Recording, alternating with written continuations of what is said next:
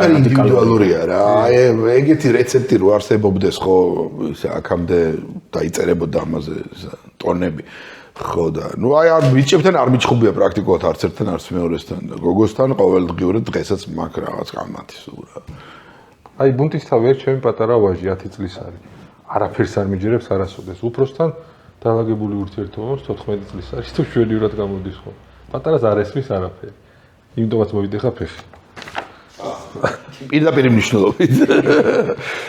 მოკლედ მან არის ერთი რასაც მე მივხვდი რომ როდესაც აი ეს ბუნტისთავი შვილი რაღაც იდეით აღნთებული რომელსაც შენ ხვდები რომ ეს გზა არის არაფრისაკენ ამ დროს პირდაპირ არ უნდა უთხრა რომ ეს არის რაღაც სისულელე და იმიტომ რომ ეს მასში შეურაცხყოფის შეგრძნება სამწოებს და უნდა ნელ-ნელა გადაუდო. ანუ გაუჭიმო დროში ასე ვთქვათ, რა პროლონგაცია მოახდინო ამის პროლონგაცია, პროკრასტინაცია თუ გინდა ანუ გადადება ამ საკითხის და ნელ-ნელა რაღაც ეტაპზე წესით თუ თქვენი შვილი არანაკლებ ინტელექტუალურია ვიდრე თქვენ მიხვდება თავადაც და ნელ-ნელა ამას ჩაიხსნება.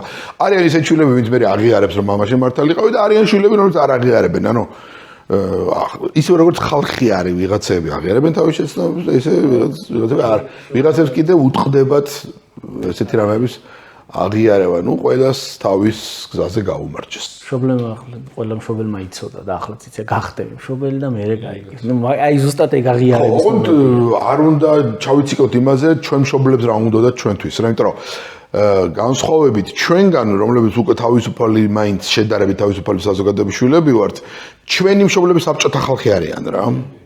და იმ საბჭოთა სტერეოტიპების და იმის მატარებლება დღემდე დარჩნენ, ნაწილობრივ მაინც რომლითაც იყო დასნეულებული ის საზოგადოება, ასე ვთქვათ რა.